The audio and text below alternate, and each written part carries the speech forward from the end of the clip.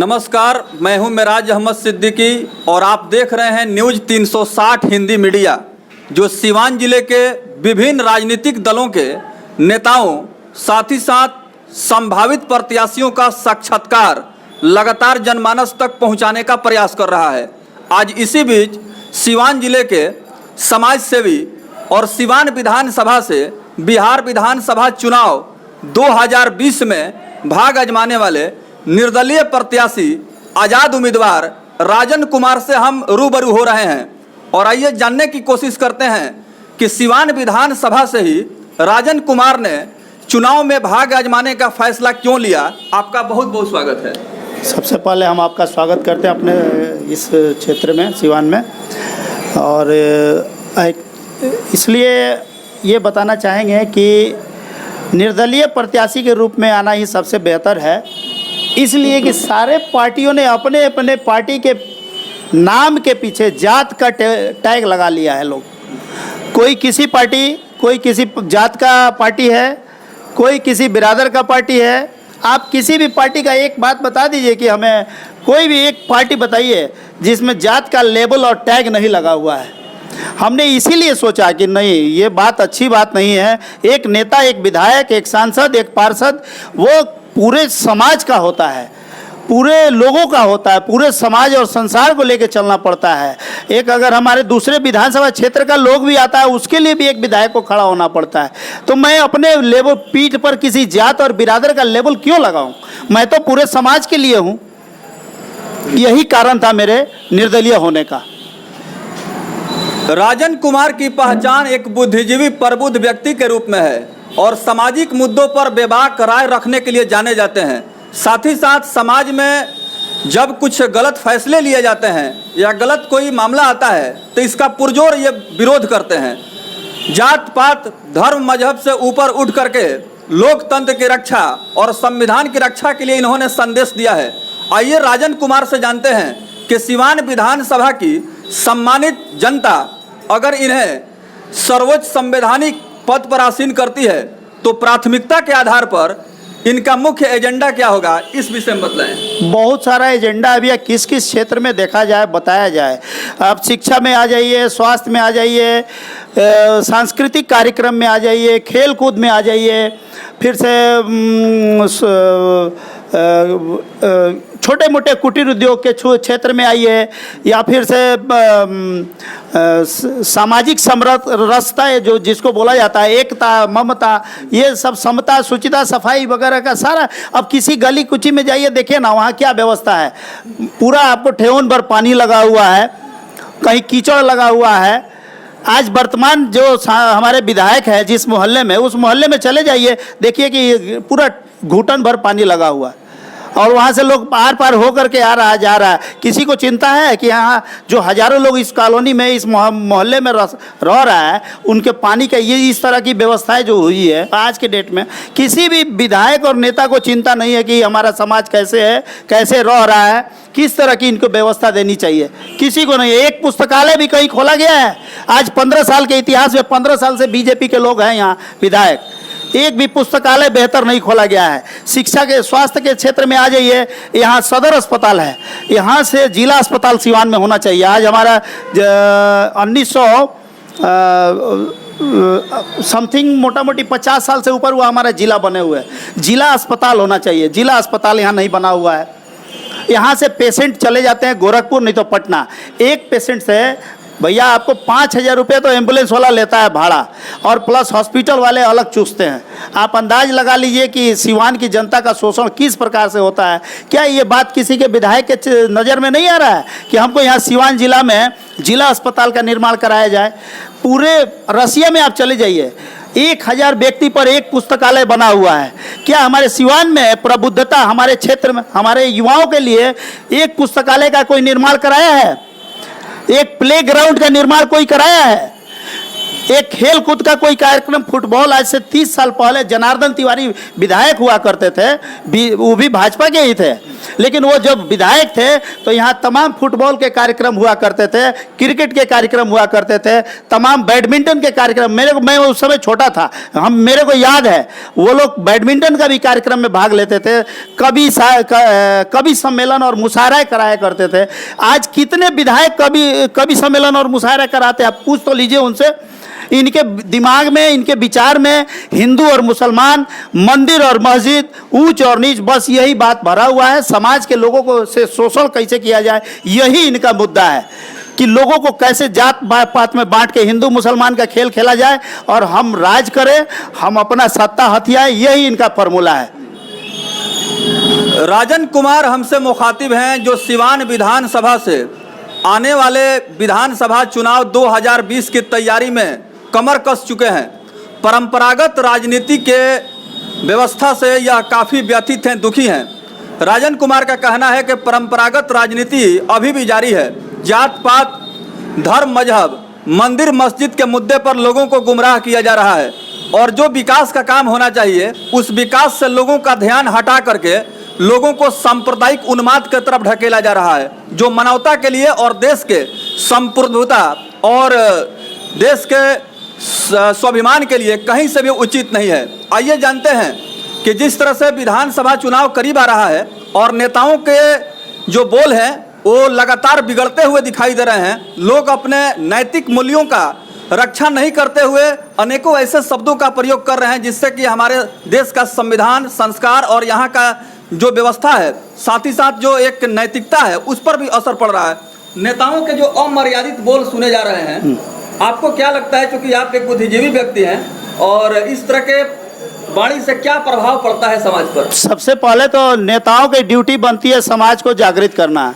जब ये समाज को जगाना नहीं चाहते हैं, जानते हैं कि जिस दिन समाज जग जाएगा या उसके समाज के बुद्धि में, विवेक में ये समझ आ जाएगा, वो हमको एक्सेप्ट नहीं करेंगे और ये सही व्यक्ति को चुन के विधानसभा में भेजेंगे। ये लोग समाज को इसीलिए बरगला देते हैं। कभी इन्होंने समाज में ये नहीं बताया कि एक मिट्टी का भी पात्र खरीदने वाला व्यक्ति ठोक बजा के खरीदता है, उसको देख के खरीदता है कि ये टूटा फूटा तो नहीं है। और इतने बड़े राष्ट्र की गरिमा हम जिस व्यक्ति के हाथ में देने जा रहे हैं, उस व्यक्ति का व्यक्तित्व और चरित्र आप नहीं देखेंगे। ये समाज में जिस दिन हम युवाओं को ये संदेश देंगे, हमारा समाज जगा हुआ स्थिति में होगा और वो बेहतर व्यक्ति, बेहतर लोगों को चुन के विधानसभा में भेजने का काम करेगा। इन विधायकों से पूछिए ना, आप थोड़ा सा इनसे पूछिए कि विधायक का शाब्दिक अर्थ क्या हुआ, ये नहीं बता पाएंगे। आप इनसे पूछ के देखिए पार्षद का मतलब क्या हुआ, ये नहीं बता पाएंगे। मैं आपको चैलेंज करता हूं, पार्षद का शब्द पूछिए और विधायक का इनका मतलब पूछिए कि इनका डिफिनेशन आप बताएं, नहीं तो आप हमसे पूछिए, हम बताते हैं आपको। बिल्कुल। राजन कुमार से जानते हैं, जो वर्तमान सांसद, विधायक और पार्षद के ऊपर हमलावर हैं। उनका कहना है कि जनता के आशीर्वाद से जनप्रतिनिधि, पार्षद, विधायक और सांसद अवश्य बन गए हैं, लेकिन पार्षद, जनप्रतिनिधि, विधायक का शाब्दिक अर्थ क्या होता है इसका उन्हें ज्ञान नहीं है। हम आपसे जानना चाहेंगे वैसे विधायकों के लिए जो विधायक शब्द का शाब्दिक अर्थ नहीं जानते हैं, राजन कुमार उनको समझाएं। विधि मतलब होता है कानून, यानी विधि मतलब ईश्वर और कानून, और याक माने उस पर सवार होने वाला। जो कानून किसी सवारी करे, जो ईश्वर जिस पर सवारी करे वो विधायक होता है। पार्षद मतलब होता है ईश्वर के नज़दीक बैठने वाला। आप ईश्वर के नज़दीक बैठते हैं और धरती जिसको माँ कहते हैं उसके दामन में दाग लगाते हैं, यहाँ से कमीशन खाते हैं, लूटते हैं, समाज को दिग्भ्रमित करते हैं, हिंदू और मुसलमान के बात में डिवाइड करके वहाँ से आप अपना सत्तासीन हो जाते हैं। यही तो हमारे नेताओं का सिद्धांत बना हुआ है। अरे ईश्वर आपके सर पे बैठे हुए हैं, आपको समाज ने नवाजा है। The voice of the people, voice of the God. जनता की आवाज़ जो होती है वो समाज की, ईश्वर का आवाज़ होती है। आप जान लीजिए कि ये आने वाले समय में इन लोगों का खटिया खड़ा होने वाला है। चलते चलते राजन कुमार से जानते हैं, जो हमारे व्यूअर्स हैं, जो न्यूज़ 360 हिंदी मीडिया को प्रतिदिन देखते हैं, मैं उनको बतलाना चाहूँगा, संक्षिप्त परिचय देना चाहूँगा राजन कुमार का। सिवान जिले के काफ़ी सक्रिय समाज सेवी हैं और प्रबुद्ध बुद्धिजीवी व्यक्तियों में इनका नाम शुमार है। जिस तरह से समाज में लगातार होने वाले किसी भी प्रकार के समस्यात्मक जो समस्या होती है उस पर ये काफ़ी गहरी अभिरुचि लेते हैं और इनकी कोशिश होती है कि अपने स्तर से व्यक्तिगत प्रयास से उस समस्या का निदान समाधान कराया जाए। लोकतंत्र, संविधान और साथ ही साथ चुनाव, इन तमाम मुद्दों पर इनसे हमारी बातचीत हो रही है। निर्दलीय विधानसभा प्रत्याशी हैं सिवान विधानसभा से, और सिवान विधानसभा से काफ़ी लंबे समय तक राष्ट्रीय जनता दल से पूर्व काबीना मंत्री अवध बिहारी चौधरी यहाँ जनप्रतिनिधि के रूप में सेवारत रहे हैं। उसके बाद से भारतीय जनता पार्टी से व्यासदेव प्रसाद को जनता ने चुना और उनको विधायक बनाया। आइए जानते हैं कि इस बार बिहार विधानसभा का जो चुनाव नवंबर में होने जा रहा है, राजन कुमार पूरे सिवान क्षेत्रवासियों को क्या संदेश देना चाहेंगे, क्या अपील करना चाहेंगे, इसके विषय में बताएं। क्या संदेश होगा, क्या अपील होगा, क्योंकि आप उम्मीदवार हैं। यही मेरा संदेश युवाओं को है, यहाँ के मतदाताओं को है। मेरा एक छोटा सा संदेश है कि नौजवानों, तुम हो देश निर्माता, तुम ही सब कुछ कर सकते हो। तुम चाहो तो दुनिया को सुख सवरों से भर सकते हो। अतुल वैभव के दाता तुम हो, जग की तरणी खेल सकते हो। आज जरूरत है साहस की, देश तुमसे अनुदान मांगता। नौजवानों उठो, आज देश नौजवानों उठो, आज देश युवा शक्ति अभियान मांगता। जय हिंद, जय भारत। ये थे निर्दलीय प्रत्याशी सिवान विधानसभा से राजन कुमार सिवान विधानसभा से आज़ाद उम्मीदवार के रूप में अपना किस्मत आजमा रहे हैं। जनता जनार्दन से ये आशीर्वाद प्राप्त कर रहे हैं, जन समर्थन हासिल करने की भरपूर कोशिश कर रहे हैं और लगातार इनका कार्यक्रम, योजना, रणनीति यह देखने को मिल रहा है कि सिवान विधानसभा के विभिन्न क्षेत्रों में निरंतर प्रयासरत हैं। और सिवान शहर में इन्होंने अपना होर्डिंग, बोर्डिंग, बैनर, प्रचार प्रसार का जो बोर्ड लगाया है, जो इस समय काफ़ी चर्चा का विषय बना हुआ है। यह बोर्ड कहीं न कहीं गागर में सागर भरने का काम कर रहा है। बोर्ड पर स्पष्ट रूप से लिखा गया है, सोच बदलो सिवान बदलो। आइए जानते हैं राजन कुमार ने इस तरह के शब्दों का चयन क्यों किया और क्या संदेश देना चाहते हैं इन शब्दों के माध्यम से सिवान वासियों को। एक्चुअल क्या है ना कि इंसान के बनने और बिगड़ने में विचारों की असामान्य भूमिका होती है। मनुष्य जैसा सोचता है वैसा ही बन जाता है। अगर हमारा सोच पॉजिटिव होगा तो निश्चित रूप से जानिए कि मेरा परिवार भी पॉजिटिव होगा। मेरा परिवार पॉजिटिव होगा तो मेरा समाज भी पॉजिटिव होगा। मेरा समाज पॉजिटिव होगा तो मेरा राष्ट्र मजबूत होगा और वो भी मजबूत स्थिति में सशक्त होगा।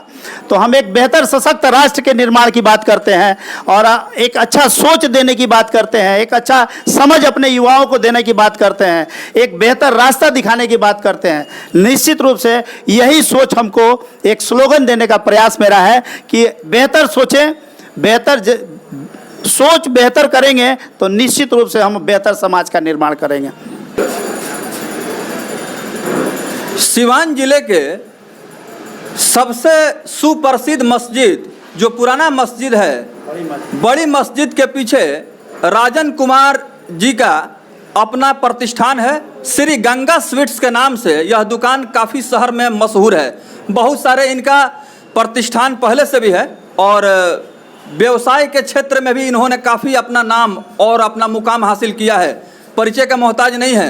आइए राजन कुमार से एक बार फिर हम रूबरू होंगे और जानने की कोशिश करेंगे कि लोकतंत्र की भाग्य विधाता जनता जनार्दन अपने मताधिकार का प्रयोग बुद्धिजीविता और विवेकशीलता का परिचय देते हुए किस तरह से आगामी विधानसभा चुनाव में करे और लोकतंत्र की भाग्य विधाता से क्या ये एक्सपेक्ट कर रहे हैं। हम मतदाताओं से एक ही एक्सपेक्टेशन है मेरा कि दान किसी भी चीज़ का यह किया जाए तो वो सुपात्र को दान किया जाए, न कि किसी शराबी और कबाबी को दान किया जाए, जुआड़ी को दान किया, अनाड़ी को दान किया जाए। एक खिलाड़ी को दान करेंगे तो वो आपको खेलने का दांव, जीतने का दांव समाज को सिखाएगा, आगे बढ़ने का दांव सिखाएगा। इसलिए कभी भी अपने धन का, ज्ञान का, बुद्धि का, विवेक का या अपने मत का अगर दान करना है तो बेहतर व्यक्तित्व और बेहतर चरित्र के लोगों को आप दान करें। आप हमें करें, अगर मैं वहाँ मजबूत हूँ तो आप हमें करें, अगर हमसे भी कोई मजबूत आता है तो आप उन्हें मतदान करें। इन्हीं चंद शब्दों के साथ मैं अपनी वाणी को विराम देता हूँ। जय हिंद, जय भारत।